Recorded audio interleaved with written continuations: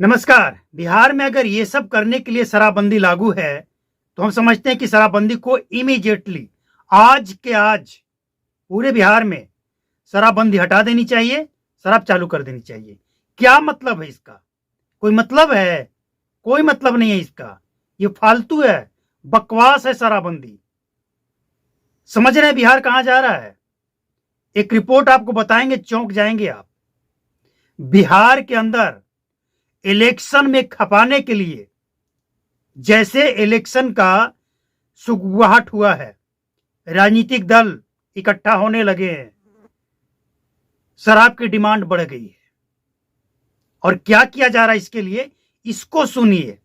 कैसे बिहार को कंगाल और बिहार के नौजवानों को धकेला जा रहा है जुर्म की दुनिया में।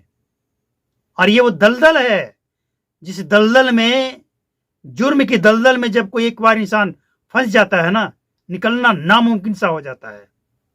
ये आंकड़ा देखिए, बिहार में लिकर का जो डिमांड है इसे पूरा करने के लिए यूपी का कुछ हम इलाका बता रहे हैं, और इसके अलावा झारखंड का भी है और पश्चिम बंगाल का है, नेपाल का, ये सब तो है। लेकिन यूपी से इसमें सबसे ज्यादा जो शराब लाया जा रहा है, ये तरीका जानकर आप चौंक जाएंगे। यूपी के मनिकपुर घाट, खरवनिया पुल, चुनकी पुल और ऐसे ना जाने कितने बक्सर और कई इलाके हैं, उस इलाके से क्या किया जा रहा है, पहले छोटे छोटे खेप में उत्तर प्रदेश से शराब पार करके स्टोर किया जा रहा है, जो हमने आपको नाम बताया इन तमाम जगहों पे। और कारण है, यहां पे कोई पुलिस चेकिंग नहीं है। पुलिस भी क्या करे, कमीशन भी लेना है और क्राइम भी कंट्रोल करना है, शराबबंदी को भी रोकना है, सब कुछ मैनेज करना, वो मैनेज करने में लगे हैं। और यहां नौजवान जो 15 से 22 साल के, पूरे भारत में आज सबसे ज्यादा नौजवान बिहार में हैं जनसंख्या के हिसाब से। बिहार आज सबसे युवा प्रदेश है, जहां 15 से 22 साल के उम्र के सबसे ज्यादा लोग हैं। और इनके साथ क्या हो रहा है, लालच दिया जा रहा है। ये जो तस्करी हो रहा है ना, दूसरे राज्य से ले आकर इन पुल पुलिया के नीचे रखो और यहां से फिर सप्लाई होगा आगे, इसमें सबसे ज्यादा युवा जो हैं वो बॉर्डर पे लाने और ठिकाने तक पहुंचाने में लगे हैं। बहुत हैरानी हो रही है ये सोचकर कि बिहार आखिर जा कहां रहा है और कहां जाकर रुकेगा।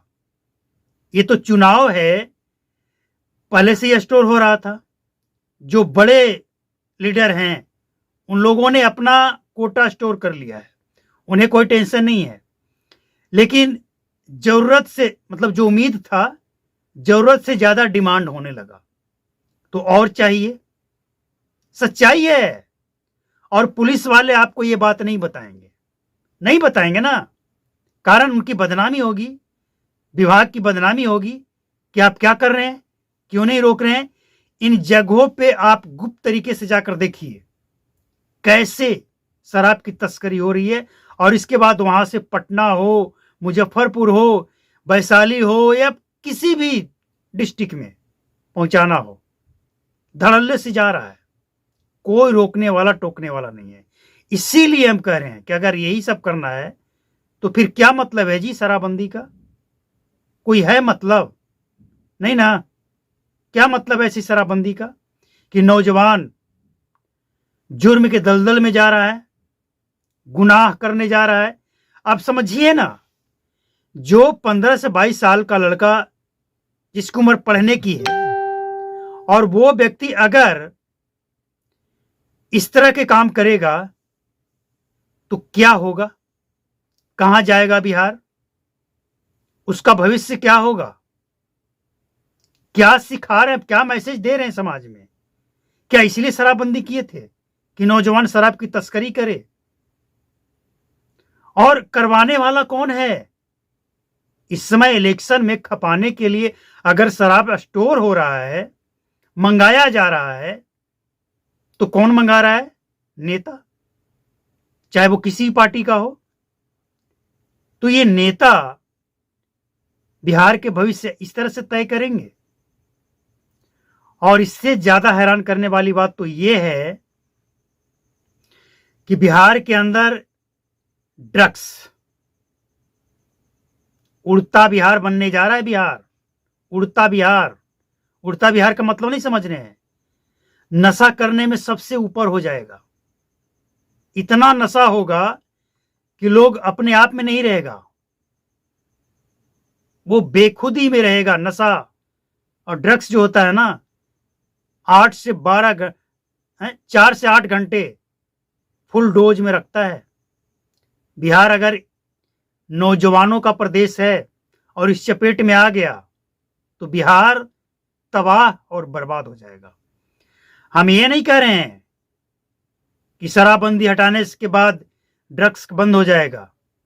बंद होगा कि नहीं होगा, ये जिम्मेवारी सरकार की होगी। सरकार और प्रशासन इसकी जिम्मेवारी ले कि शराबबंदी हो या चालू हो, ड्रग्स नहीं आएगा, नहीं चलने देंगे, इसकी हम गारंटी लेते हैं। प्रशासन के लोग इसकी गारंटी ले, एकदम खुलकर बोले मीडिया में कि कहीं भी अगर ड्रग्स, किसी भी इलाके में ड्रग्स मिल जाए तो वहां का जो सबसे बड़ा पदाधिकारी होगा वो सिर्फ नौकरी से हटाया नहीं जाएगा, जितना सैलरी वो लिया है अपने पूरे सर्विस में वो वापस भी देना पड़ेगा। देखिए कैसे कंट्रोल होता है। 8 दिन के अंदर सब कंट्रोल हो जाएगा। ना शराब बिकेगा और ना ड्रग्स बिकेगा। लेकिन इच्छा शक्ति होनी चाहिए। बिना इच्छा शक्ति के कुछ नहीं हो सकता है। और बिहार में एक बात हम हमेशा बोलते हैं, विक्टिम पीने वाला है, पीने वाले को मत पकड़िए, बेचने वाले को पकड़िए। और एक बड़ा सवाल यह भी उठता है कि बिहार में आखिर शराबबंदी फेल होने का बड़ी वजह है ना, वो ये है कि जनता ने, बिहार की जनता ने सरकार के इस कानून को, प्रशासन को सहयोग नहीं किया। क्या मजाल है कि किसी भी गांव में, कस्बा में कोई शराब बेच ले? पीना तो अब छुप छुपा कर हो ही गया है। लेकिन जो जानते हैं लोग कि इस गांव में, इस कस्बा में, इस शहर में कौन शराब बेचता है, और इसके बाद भी लोग अगर खामोश हैं, कोई विरोध नहीं कर रहा है, मतलब कोई एक व्यक्ति विरोध नहीं करे, पूरे गांव, पूरा शहर, पूरा मोहल्ला उसका विरोध करे, रुकनी चाहिए, बंद होनी चाहिए। लेकिन अगर ऐसा नहीं होगा तो फिर यही कहा जाएगा ना कि सहयोग नहीं मिला। और जाहिर सी बात है कि बिहार में हो भी यही रहा है, सहयोग नहीं मिला है, इसलिए शराबबंदी फेल है। लेकिन शराबबंदी फेल है और स्थिति ये है जो हमने आपके सामने रखा, तब भी खतरनाक है, भयानक है, और ऐसी शराबबंदी का कोई मतलब नहीं है, फालतू है, बकवास है, कोई मतलब ही नहीं है ऐसी शराबबंदी का। तो उम्मीद है ये रिपोर्ट आपको अच्छा लगा होगा। अच्छा लगा हो तो लाइक करें, शेयर करें, और अपने आसपास नौजवानों पे नजर रखें। कोई गलत काम तो नहीं कर रहा है, कोई ड्रग्स तो नहीं लेने लगा है, सूखा नशा तो नहीं लेने लगा है, कोई शराब की तस्करी तो नहीं करने लगा है। नजर रखिए। अभी अगर जिसे अच्छा लग रहा है ना, आने वाले कुछ टाइमों में पता लग जाएगा कि जिसे अच्छा लग रहा था ये तस्करी, वो कितना खतरनाक है, कैसी दलदल है जिसे निकलना कितना मुश्किल है। वीडियो को शेयर कीजिए, चैनल को सब्सक्राइब कीजिए, बेल आइकन को प्रेस कीजिए। नमस्कार, जय हिंद।